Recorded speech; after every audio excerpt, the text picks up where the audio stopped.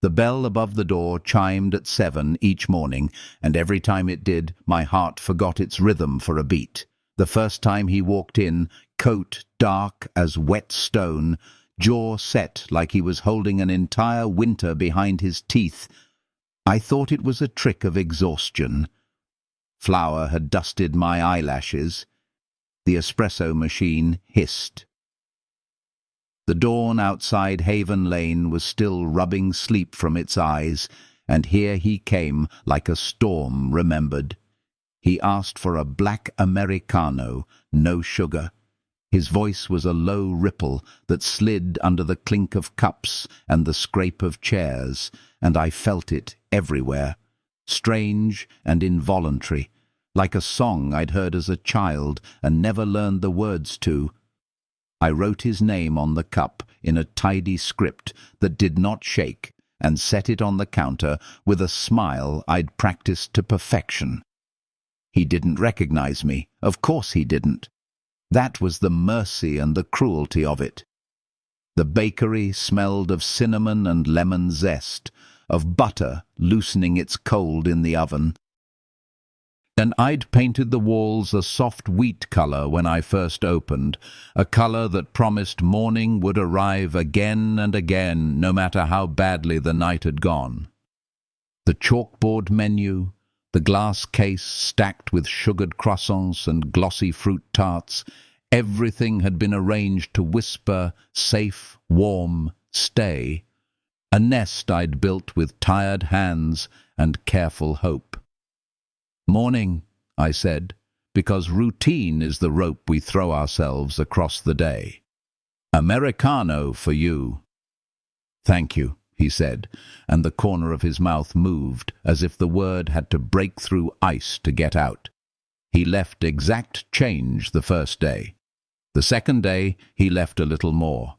The third, he nodded at the pecan bun on the tray and said, "That too," as if his need surprised him. He didn't stay. He'd step aside with his paper cup and his simple pastry and make room for Mrs. Danvers, who ordered orange rolls for her church ladies and for the college kids with their laptop hum, and for the contractors who carried the chill of early air and the smell of cut pine. He would glance at the window, rarely at me, his attention somewhere distant, like a needle dragged by a magnet I could not see. I learned his rhythms the way bakers learn heat. His watch caught the light when he checked it. Expensive but not showy. His hair dark with a thread of grey, the faint line between his brows as if the world required constant measurement. He tasted everything slowly, as if calibrating his tongue to sugar, to warmth, to a world with texture. He looked like a man who stared out of tall windows and forgot he was behind glass. "Papa," Willow whispered one morning, her breath tickling my apron as she pressed into my leg. "The Cloud Man is here." "The Cloud Man?" She nodded solemnly. "He looks like rain." Sam, who was Willow's twin by minutes and my undoing by degrees, peered around the flower bin with the gravity of a small astronomer. "He walks like he's counting stars," he announced. Then, after a beat, "Or money." I bit the inside of my cheek to smother a laugh and smoothed Sam's hair with flour-dusted fingers. My children had a way of calling a thing by its truest name. I didn't ask them not to look. I didn't tell them stories to cover the silence that stretched taut as wire inside me. I only said, "Hands off the hot trays," and kept my smile pressed like a seal against a letter I wasn't brave enough to open. We had come to Havenwood 2 months after those twin lines turned my bathroom into a cathedral of panic. I found this storefront with its patched brick and its stubborn old oven, and knew I could learn the oven's language the way I had learned to survive. It took a summer of failures, burned bottoms and collapsed middles and doughs that sulked and refused to rise, But by autumn, the smell of bread at dawn made the street open its eyes, and people came. People always come to warm things when the air turns. Sometimes, when the first tray of morning buns swelled and lacquered and the light over the counter went golden, I believed the story I'd told myself, that a life can be kneaded into something new if you fold and rest and bake long enough. Sometimes I believed I had outrun the city, its high glass towers and their reflections, the single night that had cracked me open like a dropped egg. Sometimes. He began to arrive earlier, as if he were learning the bakery's heartbeat. 6:58, 6:55, then 6:52 on a Tuesday, when the rain came soft and persistent, and the wipers on cars ticked like metronomes. He'd stand under the awning, the drop at its edge pattering on his shoulders, and I'd open the door before his hand could touch it, because I knew he'd be there. "Morning," I said. He nodded, the slightest warmth creeping into his eyes in the way winter light can surprise a field. "Morning," he returned, and it felt like a secret we shared, the only thing in the room lighter than bread. He never looked directly at the kids. He let his gaze slide over them with the careful neutrality of a man who has learned the cost of wanting. But I noticed the way his shoulders changed when Willow's laugh spilled like marbles across the floor, the way his jaw eased when Sam's concentration gathered itself in a frown over a puzzle at the back table. I noticed, because for 5 years I had noticed everything. "Do you think he's a spy?" Willow asked, her whisper hoarse with intrigue. "From the Queen?" "Queen who?" Sam countered, skeptical. "The Queen of Clouds," she said, deeply offended that he didn't already know. "Obviously." I folded dough and did not consider that my daughter's imagination might be more accurate than my careful denial. The man standing at my counter each morning did serve a sovereign. Money, time, a father's shadow, the kind of hunger luxury cannot feed. He carried that with him, an invisible crest on a heavy ring I'd once felt against my palm. Some nights, when fatigue loosened my defenses and the street fell into its late hush, I let myself remember the balcony. The city was a glittering map beneath us, all its arteries lit. I had been 20 and steady in the way of people who have learned to go unnoticed. He had been... I didn't know what he had been, not then. I knew the shape of his loneliness the way a blind hand knows a wall in the dark. He had said my name as if he were testing the weight of it. We had kissed as if the night would fold shut forever in another breath, and we had to get through quickly before it did. I woke before dawn and left a note. It is easy to tell yourself you are making the brave choice when you run before anyone can tell you you're not ready. "Papa," Sam said one afternoon, tilting his head, considering the man's profile with the frankness only a child can bear. "Why do his eyes look like metal?" "Like light on metal," I said, washing bowls at the sink. "Like a spoon." "Like the back of a spoon," Willow corrected, because she always wanted to see the world the other way round. "Where everything is upside down, but still there." He lingered once, late enough that the after-school crowd had taken their apple turnovers, and the closed sign hung with a non-committal slant that said, "Not quite, not yet." He stood near the window as the sky bruised itself toward evening, cup balanced between his palms, like a small heat he was not sure he deserved. The streetlights hum, the muffled roll of tires, Willow's felt-tip pens squeaking soft as she drew 2 rabbits at a table eating cake. "You make the best coffee in this town," he said without turning, as if the compliment would be safer if he didn't look at me while he handed it over. "I make it consistently," I said, which felt less treacherous than thank you. "Consistency is a miracle," he said, and then he was quiet for a breath. "I am learning to be grateful for small miracles." The words lodged in me like seeds, painful in that way new roots are painful. I wiped my hands on a towel and stepped to the counter. "You're new to Havenwood." "Temporary," he said, and I couldn't tell whether the word was a hope or a curse. "A cabin near the lake. He paused, then reshaped the sentence. "The city is loud." "Yes," I said softly. "It is." He looked at me then, really looked. If the air in the room changed, I pretended not to notice. I held the gaze I had once fled and kept my breathing even.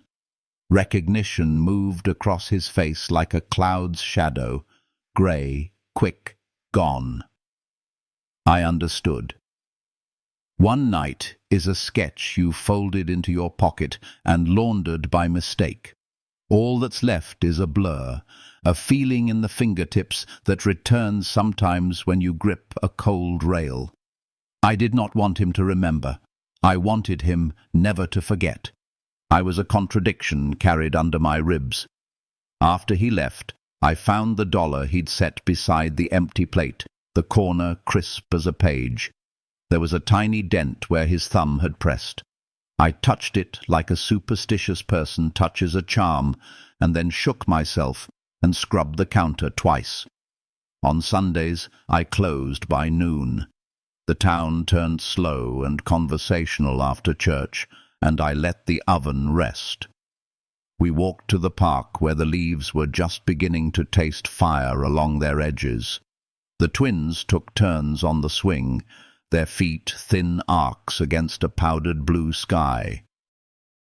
I sat on the bench and watched their faces open and open like sunflowers. It is a terrible privilege to love something the world can break. "Do we have a secret?" Willow asked, pumping her legs, hair a flag behind her. "We have lots of secrets," I said, smiling.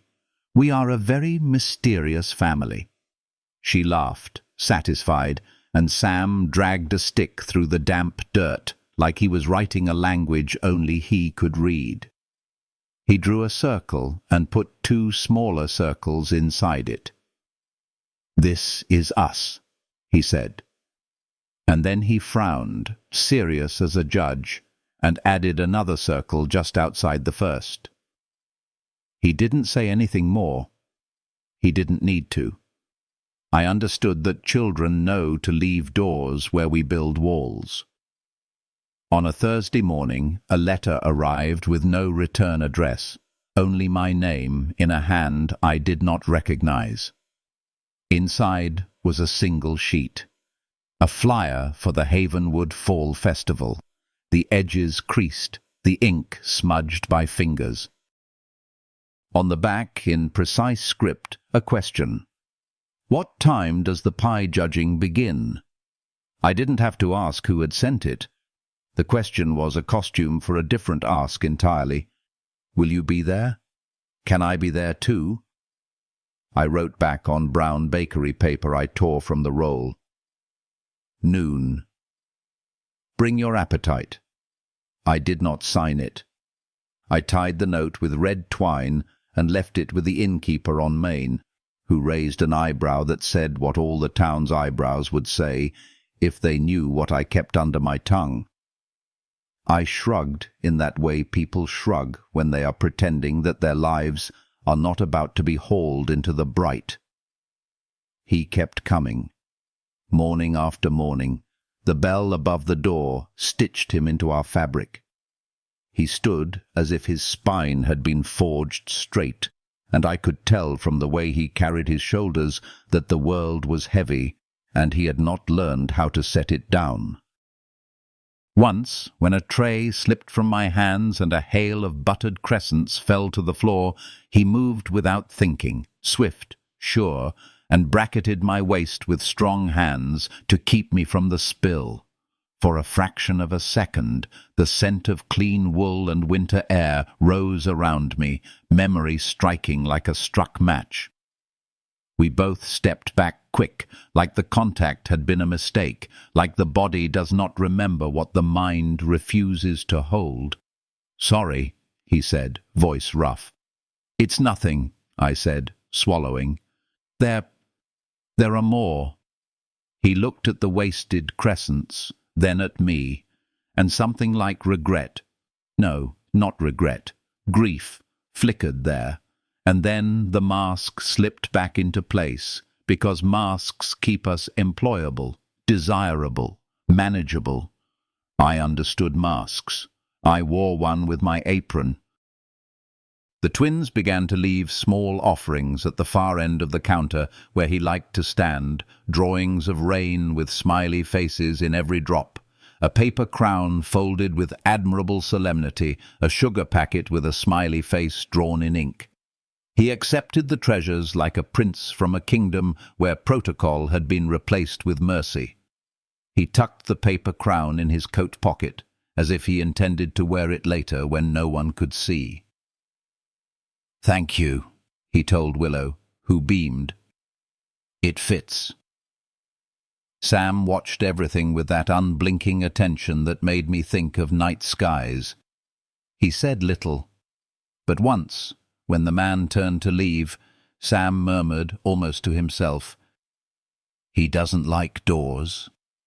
I knelt to meet his eyes. "What do you mean?" "He stands like he can hear them closing," he said, and looked away, embarrassed, as if he had said something too grown for his mouth. That night I lay awake and watched the slant of streetlights slide across the ceiling, and every time the pipes ticked or the wind shouldered the eaves, I thought of doors and all the ways they can sound. I thought of my own, the one I had closed so carefully 5 years ago, the note on the pillow like a paid bill. I thought of how easy it is to believe that running is a choice you make once. In truth, running is a habit you practice, a muscle that grows clever in your legs. Stopping is the miracle. The morning of the festival, the bakery was a warm chaos of pies. Apple with latticed tops that made patterns like braid, pecan, glossy as polished wood, pumpkin spiced just to the edge of memory. The whole town smelled like nutmeg and something sweet burning, the sugared almonds the Lions Club always overdid. The twins spun in small circles until the room tilted and then crashed into me, dizzy with joy. I set 2 tiny aprons on their heads like helmets and kissed the flower prints their cheeks left on my shirt. When the bell over the door rang, I did not look up immediately. I knew the sound of his footsteps, the way he paused just inside, as if the threshold required permission someone had forgotten to give him long ago. I dusted confectioner's sugar over a row of lemon bars and said, lightly, "We'll be closing early." He answered with a hum that could have been disappointment or relief. I looked up then, and he was already glancing away, as if catching my eyes might tilt something he was not ready to set right. "It will be crowded," I said. "The festival." "I thought crowds were the point," he said. "They are and they aren't," I answered, and our smiles, his slight, mine steadier, met in the gap and lay there, startled by their own existence. He paid and left. I watched him cross the street, his reflection lifting and breaking in the bakery window as cars passed. The twins pressed their hands to the glass, leaving smears the shape of stars. "We're going to win," Willow declared, because for her the future always arrived in the present tense. "We'll try," I said. I did not know then which part of my life would win that day, the carefully arranged display of sugar and pride, or the messier thing I had kept in the back room, wrapped in napkins and good intentions. I only knew a man had found his way to my counter through some map I could not see, that he carried winter in his shoulders and grief in his pockets, and that each morning, when he took the hot cup from my hand, my palms burned with everything I had not said. I cleaned until the counters shone like held breath. I tied 2 ribbons in Willow's hair. I pretended not to see the way Sam's eyes, steel bright, so bright, slid to the door like a compass needle.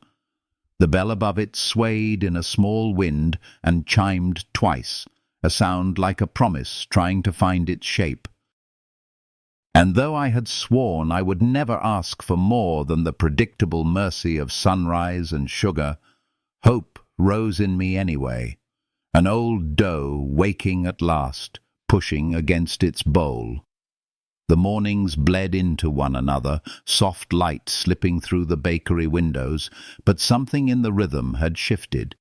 He no longer entered like a stranger passing through. He carried with him a weight, yes, but also a faint thread of familiarity that pulled tighter each day. The children noticed first, because children always notice the cracks adults try to plaster over. Willow had begun to greet him openly, no longer whispering to me that the cloud man had arrived. She would march toward the counter with a sugar packet clutched in her small hand, as if offering a treasure, and he would bend ever so slightly, taking it as though she had gifted him a crown. His silver eyes softened in those moments, the edges of his form dissolving like frost under sunlight. Sam, more cautious, studied him in silence, every tilt of his head a calculation. I could see Nathan, yes, Nathan, though I still forced myself to say Mr. Lancel aloud, in the boy's measured gaze. His presence became routine, though nothing about it was ordinary. He arrived each morning not just for coffee, but for something unseen, something he never named. He began to linger. Instead of leaving the moment his cup was in hand, he would stand at the counter, thumb brushing the rim of the lid, eyes scanning the room. He asked small questions. Do you run this place alone? Do the children help with the baking? Questions that seemed harmless, but carried a hidden edge, a searchlight probing shadows I had so carefully built. I answered carefully, arranging my words the way I arranged pastries on a tray, neat, deliberate, without spilling too much sweetness. Mostly, I'd say. I have part-time help sometimes. And he would nod, though his eyes would not leave mine. One rainy afternoon, the bakery quiet, except for the patter against the windows, he walked in later than usual. His hair clung damp to his forehead. His shoulders bowed as if the rain itself carried grief. I handed him his Americano without asking. My hands betraying a tremor, I prayed he wouldn't see. For the first time, he didn't step aside. He stood close, near enough that I caught the scent of his coat, sandalwood and storm air, and it was like being struck by a memory I had buried alive. Tough day? The words slipped from me before I could stop them. He looked up, startled by the intrusion. Then, slowly, something in his face softened. You could say that. His gaze shifted to the rain-streaked glass. The quiet life has its appeal. It has its own challenges, I replied, my voice steadier than I felt. Silence stretched between us, threaded with unspoken truths. Then he said it, voice low, stripped of all armor. I came here to escape. My father passed away 6 months ago. It was complicated. I needed to get away from the company, the city, the noise. The words landed in the space between us like a fragile offering. For a moment, I didn't see the CEO, the untouchable man of power. I saw the figure from that balcony years ago, the man with silver eyes staring out at a city he couldn't quite belong to. My heart clenched with an ache I had no permission to feel. "I'm sorry," I said softly. And I meant it. He gave me a faint, almost broken smile. "Thank you, Teo." The sound of my name on his lips was a brand. He hadn't said it since that night, and now, here it was, cracking open the shell I'd worked so hard to build. My breath caught. Did he remember? Could he? But before I could answer my own question, Willow bounded in with a drawing clutched in her fist, 2 stick figures beneath a lopsided rainbow. "For you," she chirped, thrusting it into his hand. He looked at it as though she had given him the crown jewels. "Thank you," he murmured, and his eyes lingered, not on the drawing, but on her face, her laugh, her brightness. A flicker of something raw and unfamiliar crossed his expression, and I saw it, the shadow of recognition, of longing. I turned away quickly, afraid that if I met his eyes, my carefully constructed world would collapse like sugar spun too thin in the rain. But the thread between us had been tugged, and I knew, sooner or later, it would unravel completely. The morning the truth began to show its face. The sky was the color of a bruise that hadn't decided whether to deepen or fade. A hush hung over Haven Lane, the sort of hush that arrives before a town remembers itself and starts the clatter of errands and routine.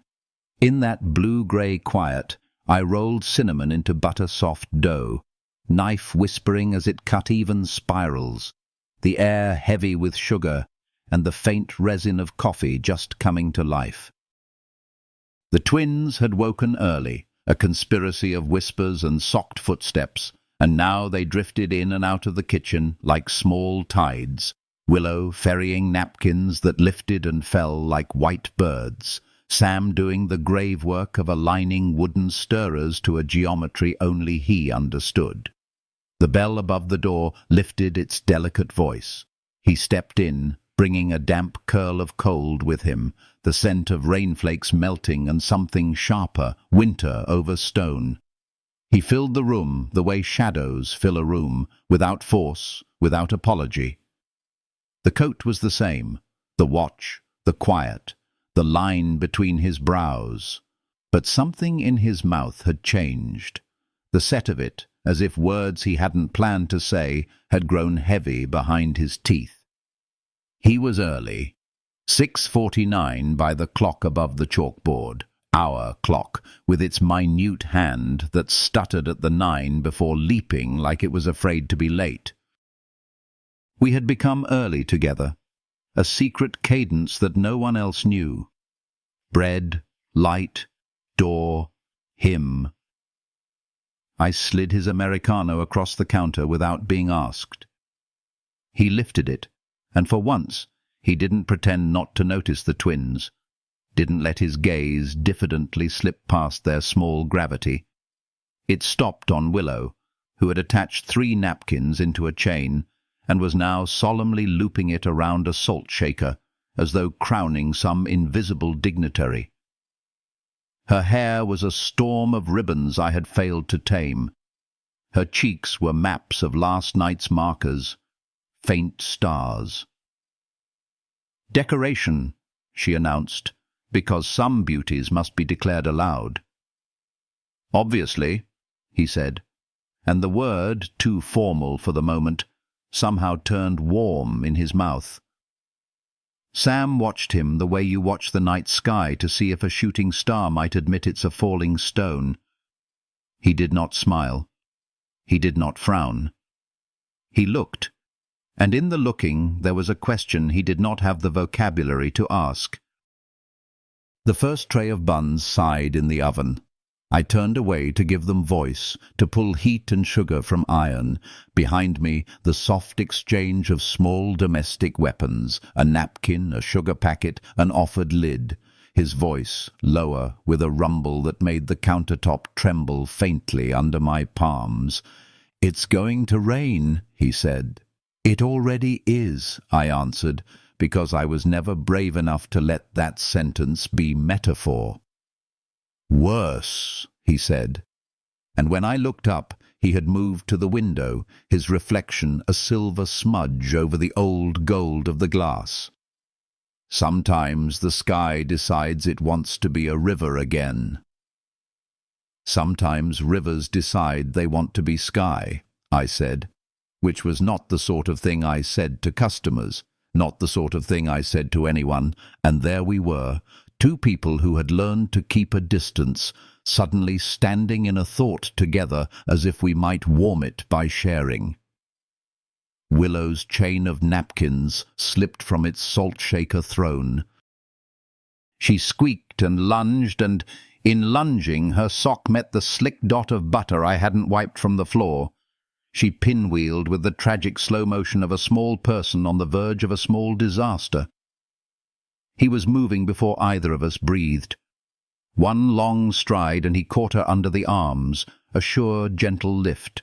Not a rescue exactly. A correction, like you'd intervene with a vase tilting on a ledge. Still, when he set her on her feet, his hands remained a second longer than necessary. A gravity in his palms, as if he had steadied more than a body. "Thank you," she said, all dignity, as if she were a queen saved from an undignified meeting with her own flaw. "An honor," he said, and the corner of his mouth did not know whether to smile or apologize for having remembered how. Sam was there suddenly, slid from whatever shadow he'd been pinned to. He stepped between his sister and the man without rudeness, without drama, a placement of his small body that said, "My job." He looked up. It felt like watching a mirror try to recognize itself from a different angle. The boy's eyes, those winter metal eyes, met the man's, and in the seam where their reflections overlapped, I felt the air defer, just a fraction, but enough for everything in me to know that a room can understand before people do. "Your eyes are like mine," Sam said. Not accusation, not wonder. A statement, like saying the sky was undecided or the dough was ready, a truth placed carefully on the counter. I could have turned the oven off and listened to that sentence cool for a year. He didn't answer at once. His breath lifted, shallow, and I saw a flicker pass behind his gaze, like a person walking through a lit room in a house you had thought empty. He crouched, not to be endearing, but because he understood the politics of height, and said in a voice I had never heard from him, "They are." It was only 2 words. Still, it was as if he had set his hands on a hidden door and found it unlocked. Mrs. Danvers arrived in a creak of the bell, bringing with her an air of lavender and benign, intentional meddling. She stopped a beat at the threshold, took the scene in with the quick tactician's eye of one who had organized church sales and marriages both, and said, with too bright cheer, "Orange rolls, dear. 2 dozen." She did not look again at the man crouched eye level with the boy. She did not ask why my hands had gone white on the tongs. She arranged her face like curtains against a draught and hummed while I boxed the rolls, each movement loud with mercy. When she left, the bell repeated itself softly, as if to practice saying farewell. He stood. He was careful doing it, careful in a way that said he had learned not to startle children or animals, or the part of himself that lived just below his sternum and wanted things it wasn't allowed. He reached for his coffee and did not find it, and did not look around to locate what he'd misplaced, because the thing he had mislaid was something else entirely, and it had just suggested it might be waiting for him in the open. He paid exact change this time, coins that rang with the small honesty of small money. "Thank you," he said to me, but it was not the usual gratitude for a drink for a moment, for a routine. It sat heavier, as if it were also for the part he had just been permitted to play without audition. He turned and paused, a confessor with no booth, then left without looking back. The door closed softly, like a hand that had been lifted from a shoulder, because it couldn't decide whether to comfort or claim. For 10 minutes, the room had two futures in it. The buns brown grew, shifted their weight. I pulled them out, set them in neat rows, sugar fogging the air. Willow recovered the fallen chain and looped it around the register as if guarding us from taxes and fate. Sam stood in the exact center of the floor and looked at the door like a sailor learning the word land. I breathed and did not cry, because tears were already baked into everything I was capable of making. "Festival today," I said.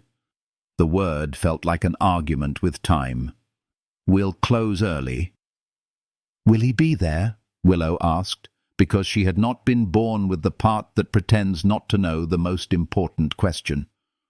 "I don't know," I lied, and they both knew it was a lie, not because they were clever, though they were, but because the sound of the lie made a shape in the room, and we could all feel its edges. The hours between morning and noon were not hours. They were a door left open to the weather. The town built itself into celebration. Bunting waking from boxes, hay bales arranged in rows like patient animals, a booth erected for pie, judging that would fake seriousness for an hour and then collapse under the weight of laughter and crumbs. I packed our contributions into careful carriers. I let Sam hold the smaller tin and Willow the ribbon spool, and told myself that there was a way to balance sweetness and mercy if you were precise and willing to get burned.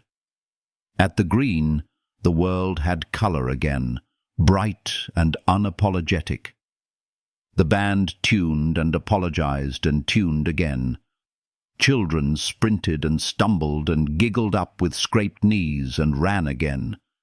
The air tasted like apple skins and a kind of harmless dust.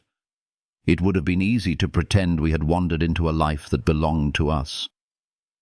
He was there. He was there in a sweater that did not know how to apologize for its expense. He was there holding a paper cup from a church booth like it might slosh into a confession if he wasn't steady. He stood at the outer edge the way people stand when they have loved the idea of gatherings more than gatherings themselves. He watched without taking. He took without touching anything. And then his gaze found the children, the way points on a compass decide to agree. Clara.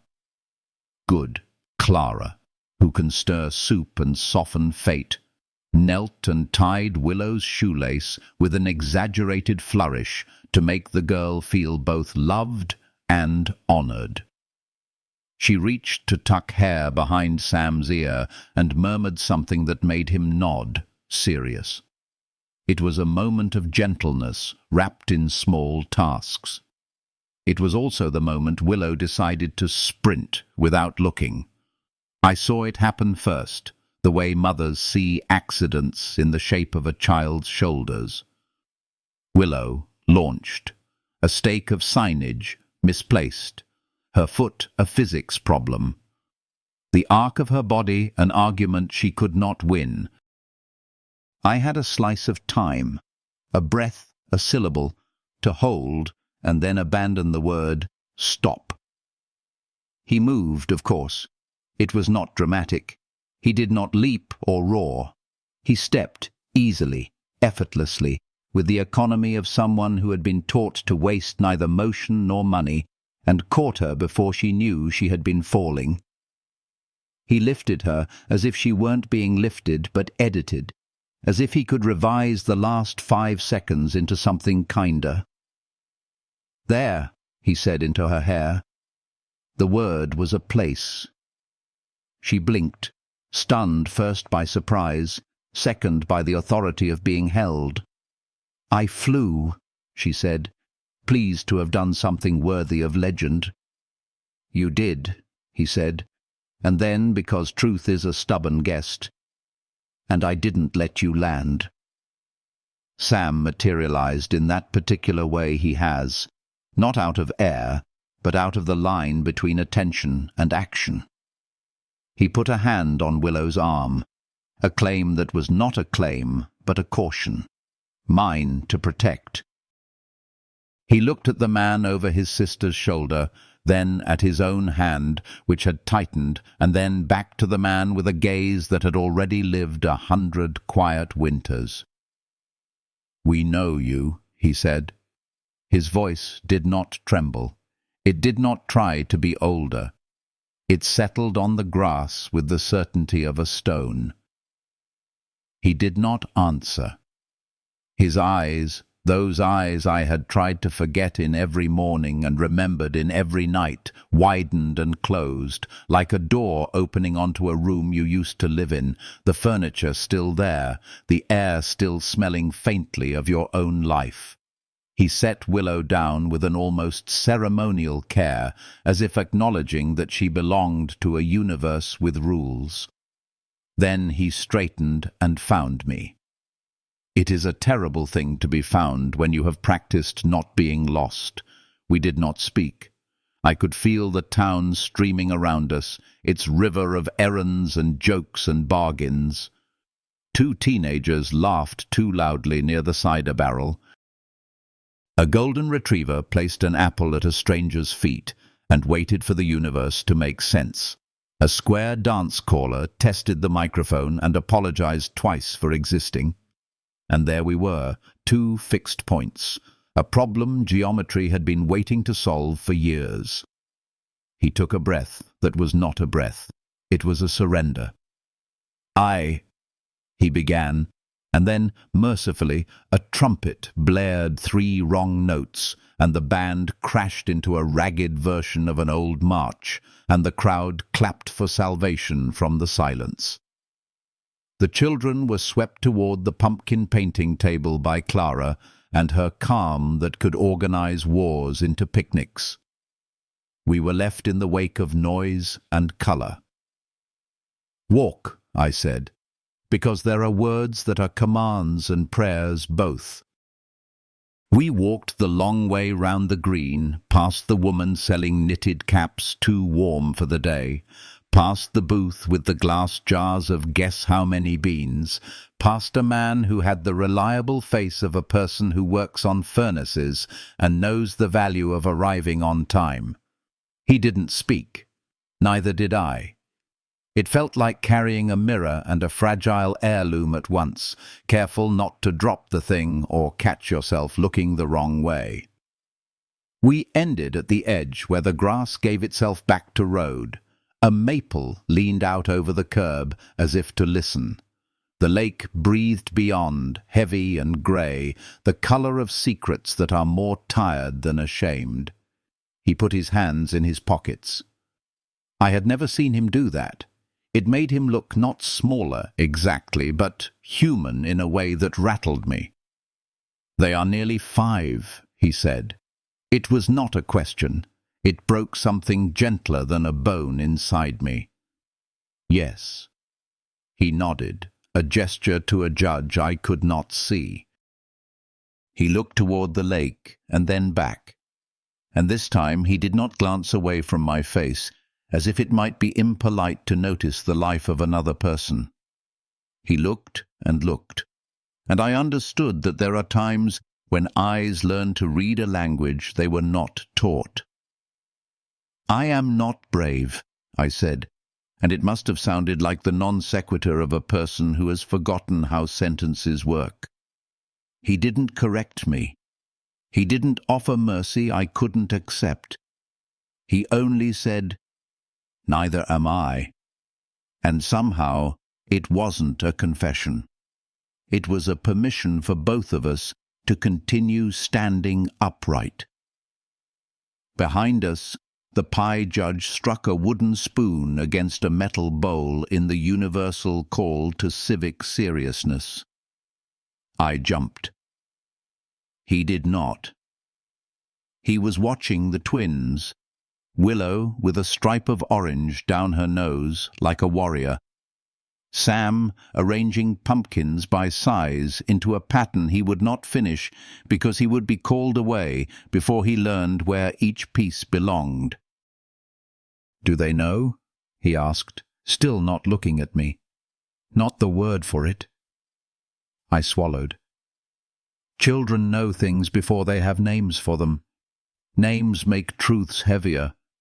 I have been afraid of heavy things. "I know," he said. The words were a hand offered palm up. Safe. Empty. A place to put something if I chose. He did not push. He did not plead. He stood beside me in the sort of silence that doesn't punish.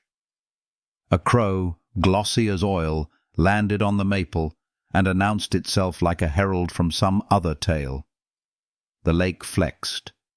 My mouth was very dry, as if I had eaten too much sugar and then tried to swallow a stone. "Come by," I said. After closing. It was not the bravest thing I have ever done. It was enough to tip the world. He didn't say thank you. He didn't say he would. He only inclined his head in the smallest bow I have seen outside of a church or a dream, then turned and walked back into the festival as if he had been folded into the day when I wasn't looking. And the afternoon performed its duties. I smiled and cut slices and told 3 separate children that whipped cream is a privilege, not a right. Clara touched my wrist once and met my eyes and did not ask.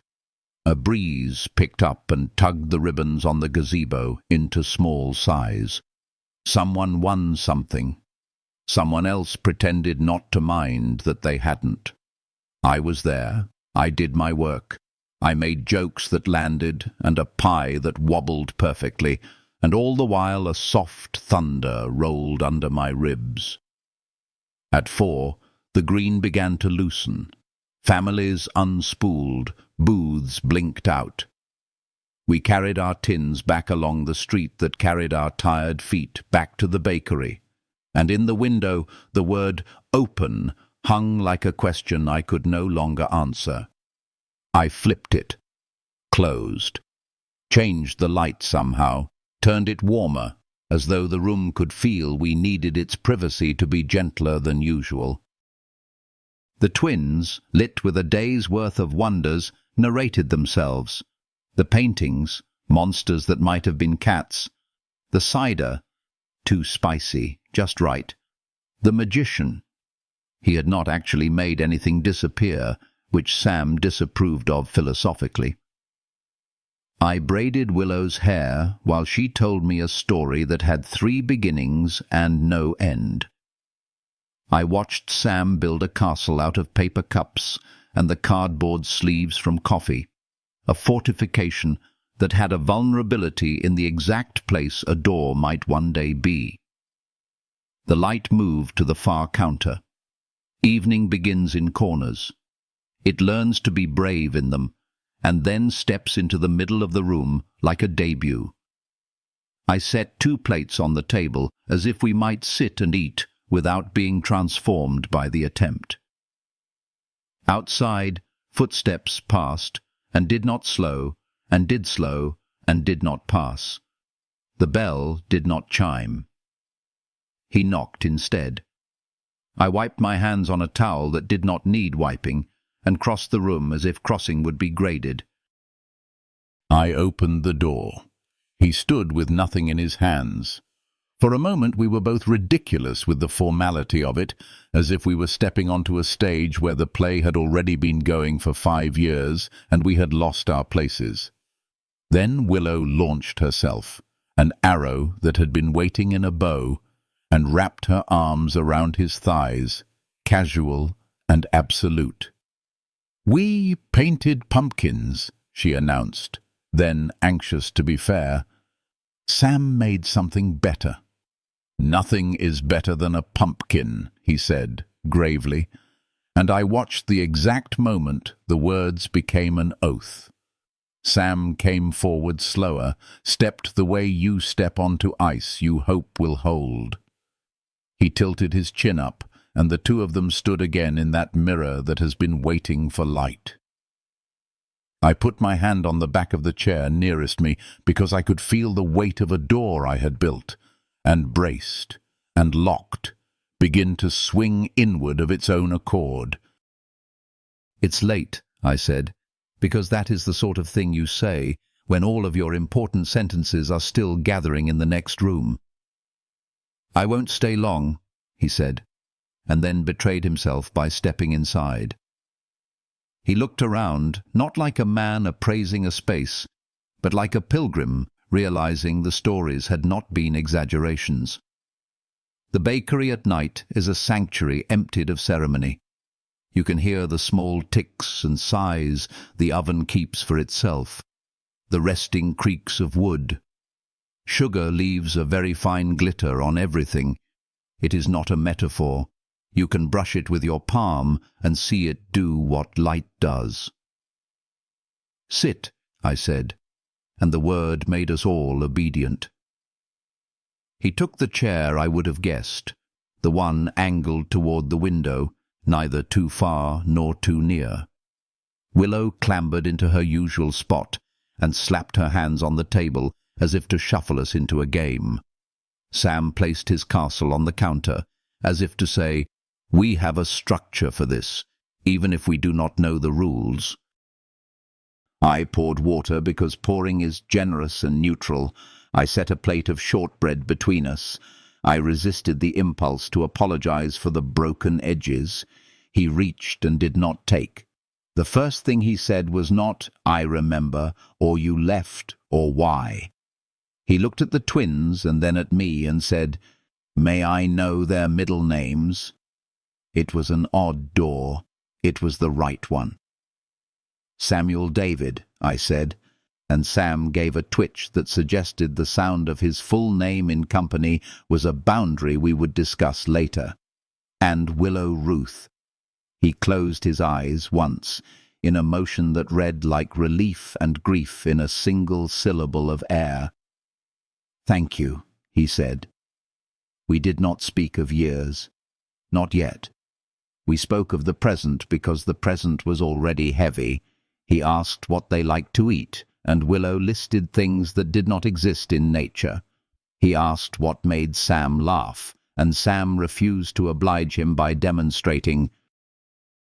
He asked about the bakery, and I told him truths that were not dangerous to own.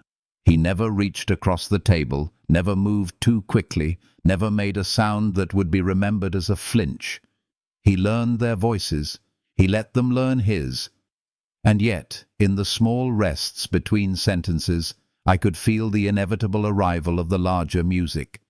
It gathered like weather. It waited like a saint at a doorway, patient, implacable. When the children were finally comma-soft with sleep, I led them into the back room and tucked them into the daybed we kept there for mornings that began too early and nights that ended too late. Their lashes shone against their cheeks. Their breaths were the exact measure of mercy I had not known how to request. I stood a long moment and watched them keep the world. When I returned, he was standing at the window looking out at nothing. Or rather, at the shape of our lives turned into glass, the kind of reflection where you can see yourself only if you are willing to trust what the dark tells you. I did not speak. I joined him. In the window, we were 4 shadow shapes, 2 small, 2 tall, blurred, overlapping, imperfect and indisputable. He cleared his throat, and for the first time all day the sound frightened me. "Teo," he said. I looked at him. He was not the man from the balcony. He was not the stranger with winter in his coat. He was a person who had learned to survive long enough to ask for something he had not known he was permitted to want. "Tomorrow," he said, and the single word made a room of itself. "May I come tomorrow?" There are questions that answer themselves. I nodded. It might have been prayer. It might have been surrender. It felt like both. He put his hand on the back of the chair he'd chosen earlier. He did not look at me when he said, softly, almost to the empty air, "I think I knew before I knew." I did not tell him that recognition has a smell, a taste, the exact weight of a little boy's hand on his sister's arm. I did not say, "I'm sorry," or "I was afraid," or "I am still afraid." I reached for the only truth my mouth could carry and set it down between us where the shortbread crumbs glittered. "So did I." He left without the bell. I turned the lock and leaned my forehead briefly against the door because bodies sometimes understand what minds refuse to accept. They bow to thresholds. Behind me, the bakery exhaled. Sugar starlit the counter. The twins breathed and turned in sleep, fists soft. Outside, the rain decided to continue, patient and thorough, and the town gave itself to night. I cleaned, because hands are clever about grief. I put the chairs upside down on their tables because the ordinary requires attendance. I washed the last cup. I turned off the lights. I stood in the dark with the steady ghost of coffee and the thin sweetness that lingers after heat. I told myself nothing, because the truest thing had already stepped into the room and sat down and asked for their middle names. In the front window, the word "closed" tilted in the dark, like a smile that has just been told a secret. The door to the bakery closed behind Clara and the twins, and the silence it left was the kind that trembles. Flour still clung to the air, catching in the late sun, making every particle look like a truth that had been waiting to be seen.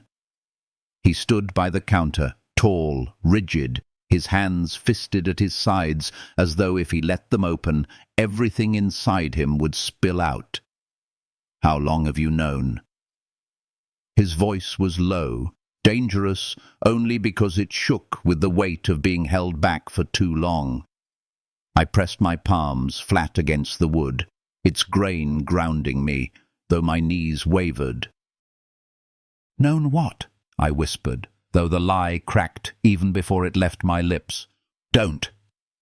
He cut the word like glass through quiet. "Don't play games with me.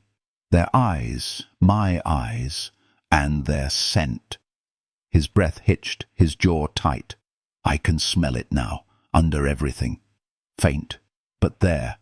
They're mine, aren't they?" The truth staggered into the room with those words, unavoidable, undeniable. My chest burned. My tongue felt like lead. Still, I nodded, a small, jerky nod, a surrender. For a long moment, he only stared. The storm inside him shifted like a sea against cliffs. Rage, hurt, disbelief, and then something deeper, a devastation that mirrored my own. His shoulders rose and fell, but the air he pulled in seemed to cost him. 5 years, he said hoarsely. "They're turning 5. You kept my children from me for 5 years. The accusation hit harder than any shout could have. My hands gripped the counter until my knuckles whitened. "I was scared." My voice broke, the words tumbling too fast, too desperate. "Nathan, you have to understand. I was 20. I was nothing. You were—" I gestured helplessly toward him, toward the expensive coat, the authority that clung to him like a second skin. "You didn't even remember me." He laughed then, a sound so bitter it scraped. "You think I didn't remember?" He stepped closer, his presence filling the room until I felt like a cornered bird. That night, I remember everything. The quiet Omega with eyes that looked at me like I wasn't just another suit. The scent of vanilla and fear. I remember feeling alive for the first time in years. And then, his voice cracked, raw and furious. "You vanished.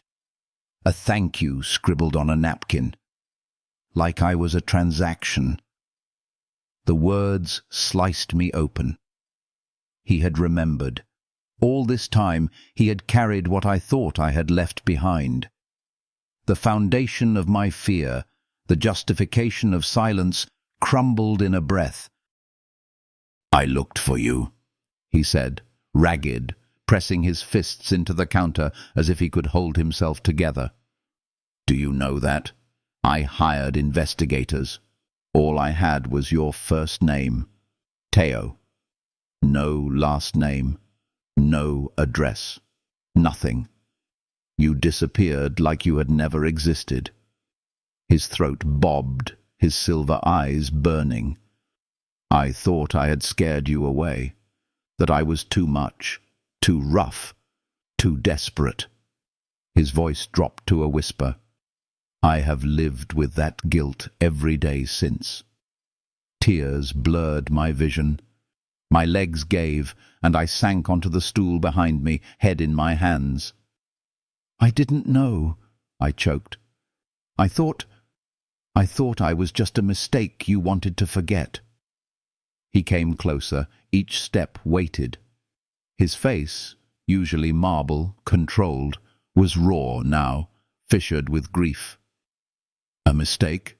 he repeated, as though the word itself offended the air.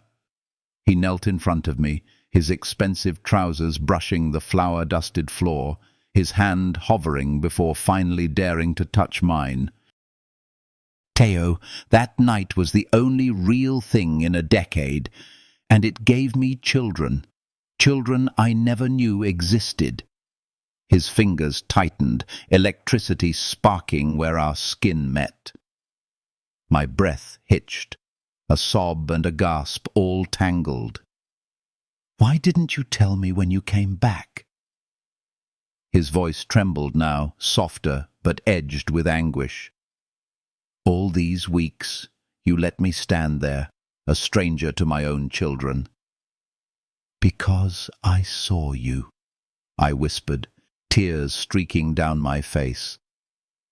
The man who walked into my bakery was not the man from that night. You were colder, sadder, broken. How could I put that weight on your shoulders when you already carried the world? He exhaled, a sound of surrender. "My father died," he said simply, like confession. "He was everything I never wanted to be. And when he was gone, I didn't know who I was anymore. I came here to escape, to figure out what was left of me. And then I found out." He shook his head, silver eyes catching the light like blades.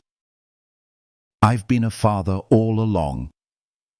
We stayed there, crouched in the ruins of 5 lost years, holding hands as though we could stop the bleeding of time itself. He leaned closer, forehead nearly touching mine, his voice frayed. I missed everything, their first words, their first steps. 5 years I can never get back. "I'm sorry," I sobbed. The apology cracked me in two. "Nathan, I am so sorry." He didn't let go. He didn't shout again. He simply held tighter, as though anchoring himself in the storm. And in that quiet bakery, with flour ghosts in the air and cinnamon clinging to our lungs, the truth was no longer hidden. It was raw, undeniable, and trembling in our hands. The nights after the truth unfolded were not quiet. They were alive with questions too heavy for daylight. Nathan stayed in Havenwood. He did not retreat to his glass towers or vanish into the city where anonymity was easy. Instead, he became a presence, constant, steady, but trembling at the edges, as if afraid the world might snatch back what he had only just discovered. The twins grew accustomed to him with a child's astonishing ease. Willow braided his hair with ribbon the colour of sunsets, declaring him a king who must preside over tea parties in the bakery's back room. Sam sat beside him for hours, stacking blocks into intricate castles, while Nathan, patient and reverent, asked questions that made the boy glow with pride. Their bond was undeniable. It was primal, as though some invisible thread stitched father to child, regardless of the years lost. But for me, it was harder. My heart was a battlefield of longing and fear. Each time he read them a story, his voice, deep as thunder softened by distance, I ached with regret for the nights I had done it alone. Each time he brushed flour from my cheek with an absent tenderness, I burned with a hope I had no courage to name. We began to share more than silence. After the bakery closed and the twins slept, we lingered at the small kitchen table, the air thick with coffee and unspoken things. I told him about Sam's stubborn streak, how Willow sang herself awake in the mornings. He told me about boardrooms where words were weapons, about his father's relentless expectations, about nights in his penthouse, where he had been surrounded by everything except warmth. I thought success would make me feel less empty, he confessed once, his silver eyes dull with exhaustion. But every deal, every victory, it was like pouring water into a cracked vessel. Nothing stayed. And then I found you. Then I found them. The words unraveled something inside me. I wanted to believe. God, I wanted to. Yet fear coiled tight, whispering that happiness was fragile, that trust was a luxury I couldn't afford. One night, after the twins had painted the kitchen with finger-streaked rainbows and collapsed into sleep, I stood at the sink, scrubbing colour from bowls. Nathan came up behind me, his warmth seeping through the thin cotton of my shirt. His hands, steady, sure, rested on my shoulders, kneading the knots there with a reverence that made me shiver. "You've carried this alone for too long," he murmured. I closed my eyes, leaning back into him despite myself. It was the only way I knew to survive. "Not any more," he whispered, and the promise in his voice cracked me open. I turned then, soap clinging to my fingers, and found myself inches from him. His eyes, storm-bright, searched mine as if looking for permission. My breath stuttered. He cupped my cheek with a gentleness I had never expected from a man the world called ruthless. "All these years," he said, his voice raw, "I thought what I felt was guilt. But it wasn't just guilt. It was longing. For you." The kiss, when it came, was not desperate like the first we had shared years ago. It was slower, deliberate, filled with grief for the years lost and hope for the years still possible.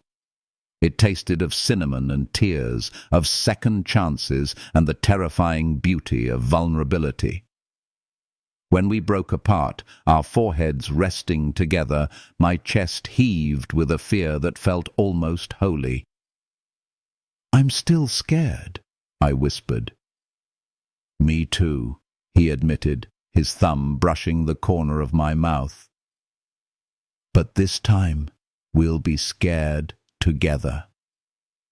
From then on, the walls between us crumbled. He joined us for dinners, his deep laugh shaking the tiny kitchen when Willow declared broccoli the enemy. He tucked them into bed, his voice turning fairy tales into something richer, more alive. In those quiet hours, I saw glimpses of a life that had once seemed impossible, a family whole, love not stolen but freely given. Of course, it wasn't perfect. There were arguments, nights when grief clawed back into his voice, days when my fear flared and I pushed him away with sharp words. But each time he returned. Each time he anchored me with a look that said, I am not leaving. Not again. The town noticed. Havenwood, with its gossip carried on the wind, watched the cold stranger soften into a man who lingered too long in a bakery, who bent down to tie shoelaces, who looked at me like I was the answer to a question he'd been asking all his life. Whispers spread, but for once I didn't care. We were fragile, yes, but we were real. And slowly, impossibly, I began to believe in a future where the truth was not a dagger, but a bridge. A future where my children knew both their parents. A future where I was not just surviving, but living, loving, daring. One evening, after the twins had finally collapsed in a heap of blankets and dreams, Nathan and I stood in the bakery, the counters cleaned, the ovens cooling, the scent of sugar still lingering. He reached for my hand, lacing his fingers with mine. "Theo," he said, his voice quiet but certain. "We lost 5 years. I won't lose another minute." My heart, fragile but mending, believed him. For the first time in forever, I let it. And in that moment, surrounded by the ghosts of flour and the laughter of our children echoing faintly down the hall, I realized this wasn't the end of our story. It was the beginning,